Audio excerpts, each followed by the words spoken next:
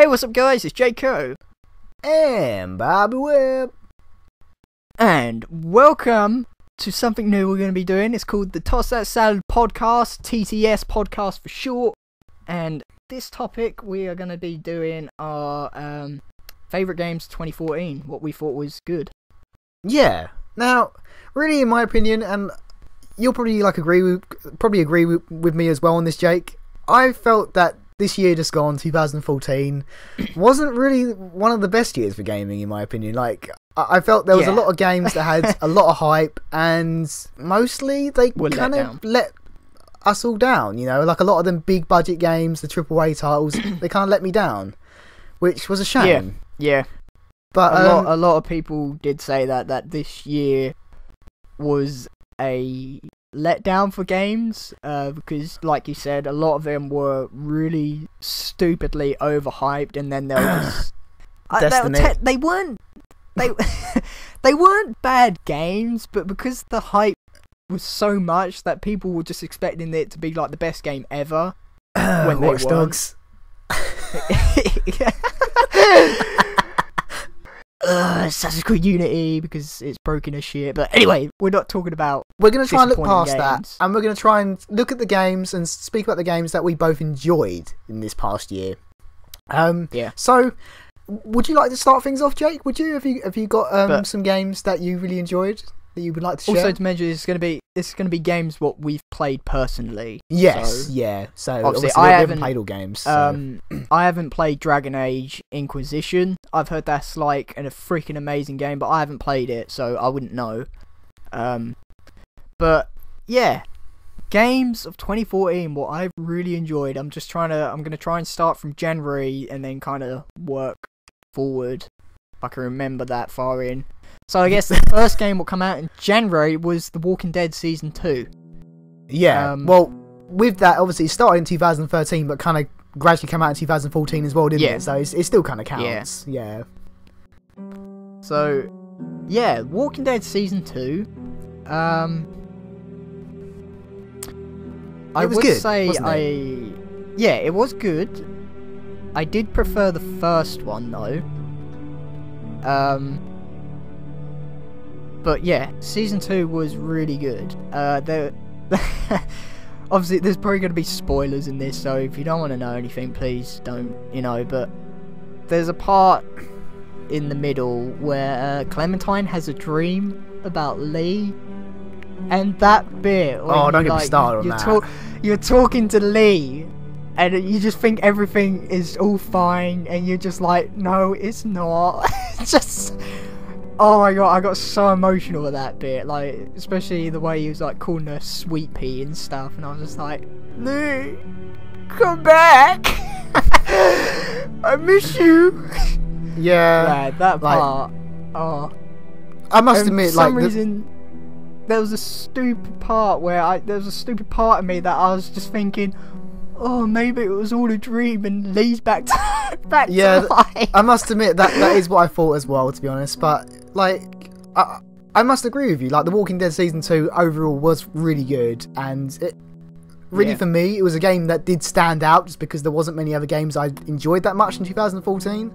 But I totally agree with you on that it was very good and was an awesome follow up to it. And I'm actually looking forward to the third season of it as well, when that finally comes out. Yeah. So it should be good. Yeah. Because I wonder what take they'll approach with that, because there's 5 different endings with that. Yeah. And I suppose me and Bobby actually that's what makes it interesting. Me and Bobby actually got the same ending. Which which is kind of weird.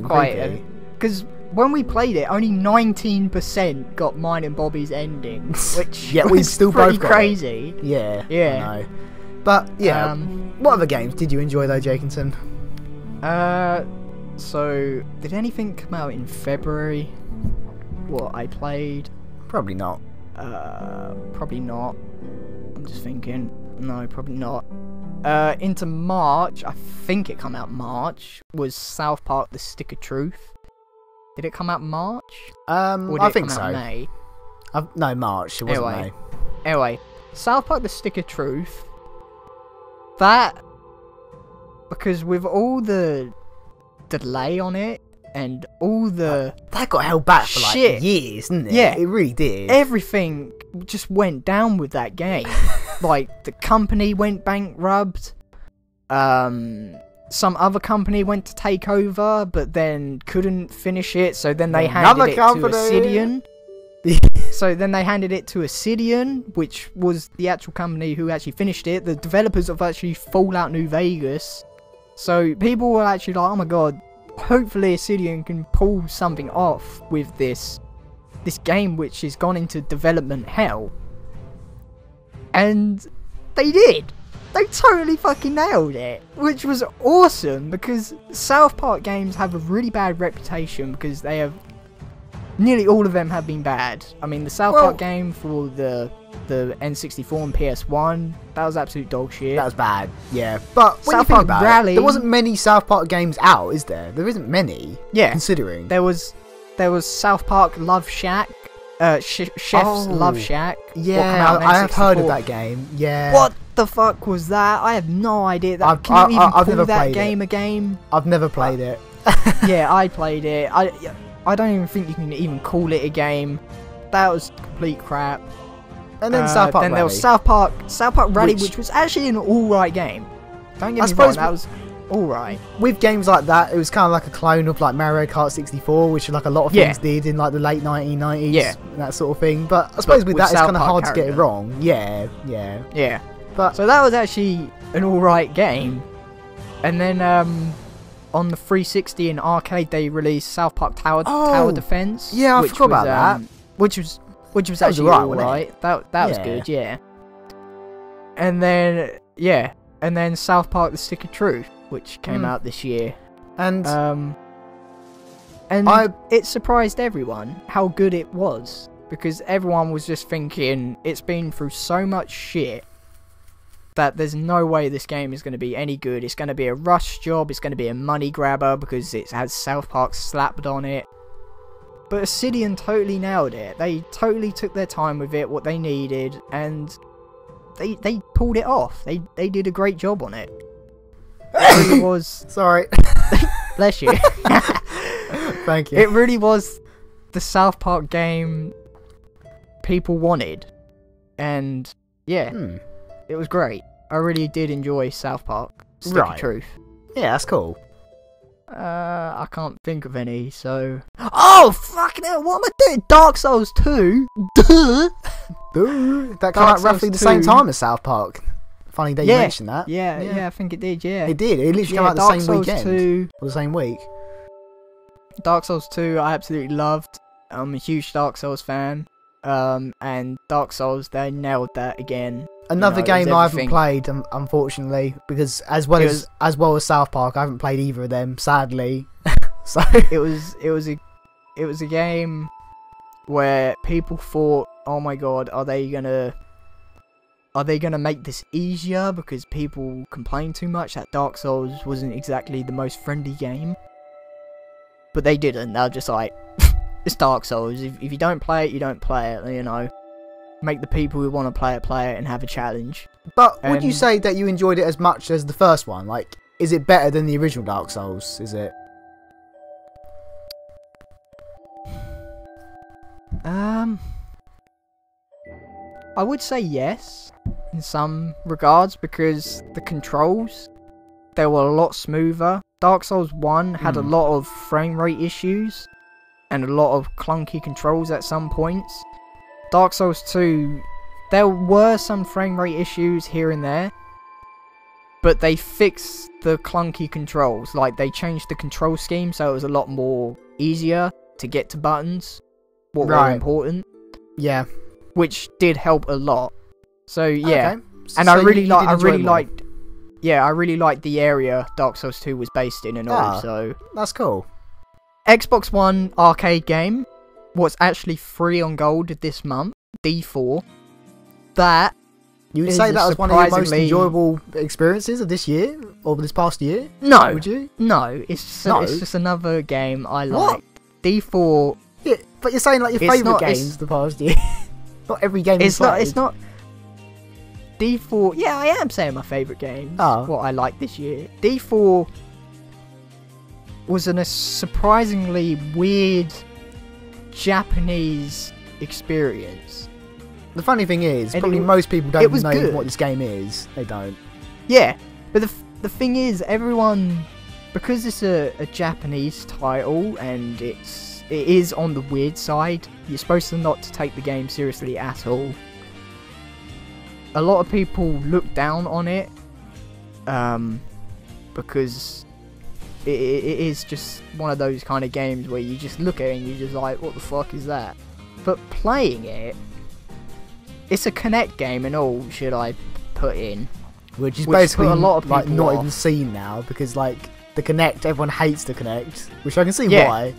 but But they pulled it off. The Kinect works so well for it, and it was just an enjoyable arcade game. I really liked it.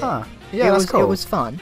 And once again, another game I haven't played. Like literally, like all these games that like Jake really enjoyed, I haven't played it. But it is free this month. If you have an Xbox One, I guess you can go and download it. And I'm going to as well at some point, because I haven't downloaded it yet, but I will. There's a Valiant Hearts, made by UbiArt. People who made Rayman Legends and Rayman Origins. Valiant Hearts, very good team of developers, because them two games are awesome. 2D, yeah, it was a 2D like cartoonish take on World War One. And a lot of people kind of thought, there's no way they can make a good game out of World War One using this cute 2D cartoon art. And they did. At the end, I cried. What? Really? Wow. Yeah, at the end I cried. Wow. It's good. It's Once really again, good. It's a good puzzle another game I haven't played. Like literally, I haven't played any of these games. Like that just shows how few games. Well, like I've played a lot of games this year. I just haven't played any of the games you're talking about at the moment. but a game you have played, Super Smash Bros. On the Wii U. Yeah. I can agree. Super Smash Bros. On the Wii U, best one yet. I don't care. There's probably some fanboys like, nothing would beat Melee. Yeah. Melee all the way, but no. Shut up. This new one's so good. The Wii U one just tops that, and it's amazing. They just got everything right with this one. And I admit, Brawl wasn't exactly their most better. It wasn't their better one. I wasn't the biggest fan of Super Smash Bros. Brawl. I must admit, like.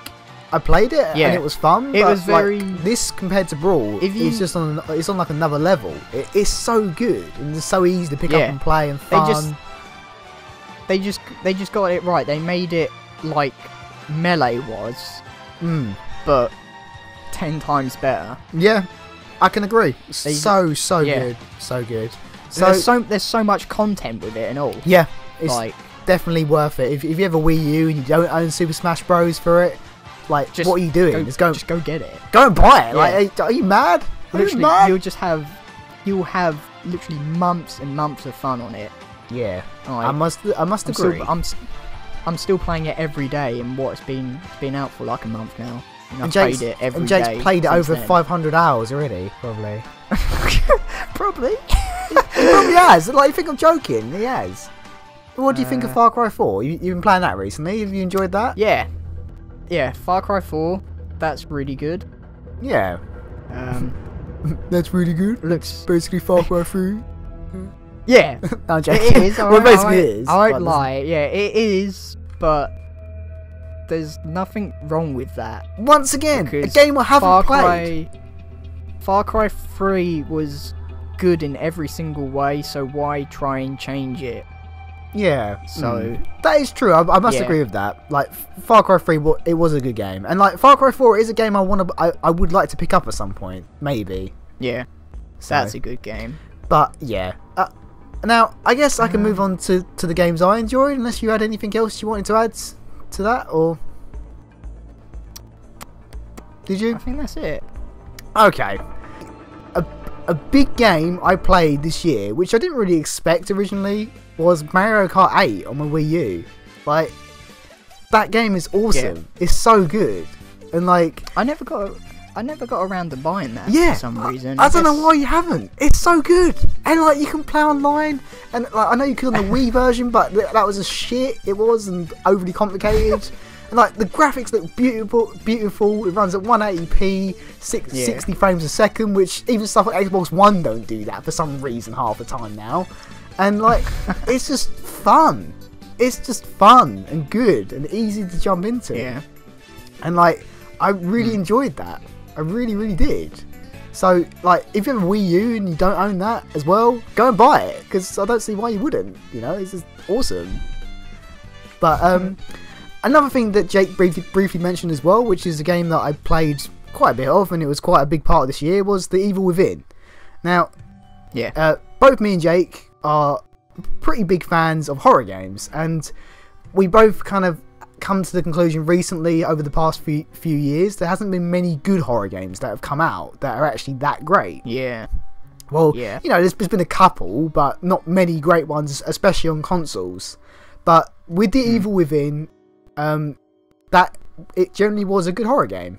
Like, it didn't take itself too seriously. Like, it was a bit over the top at points. Don't get me wrong. And there was a few things about it that I didn't like the whole kind of like cropped, sort of like letterbox view where like the screen's cropped. Like that, in my opinion, was a bit strange. But it was something that you kind of got used to after a while. It was, I was going to say that you got used to it pretty quickly within like a good 30 minutes, that you just wouldn't even kind of notice it anymore. But I still think it was unnecessary and was kind of pointless. But overall, it was a game I really enjoyed, and it kind of went back to the old days of like sort of like survival horror games, kind of like with Resident Evil and Silent Hill in many regards. Like it had a real big vibe of like the original Resident Evil sort of trilogy on the PlayStation 1 and all that sort of stuff. A lot of people talked harshly on it because it was too difficult. I didn't think that. That's what a survival horror is. Yeah, it's supposed to make you feel like, oh my god, I'm trying to survive with 2 bullets. I personally feel it did it so well. It did. Like, and with me, I'm someone who gets sort of very ragey very quickly with games. But with that, like, the difficulty didn't bother me because, like Jake said, it felt like sort of necessary. It did, and like it didn't feel unfair.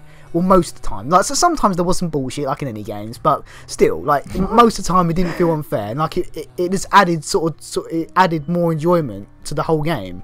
So really, with that, you say there wasn't any rage, but try doing it on a Kuma difficulty, one hit, one kill.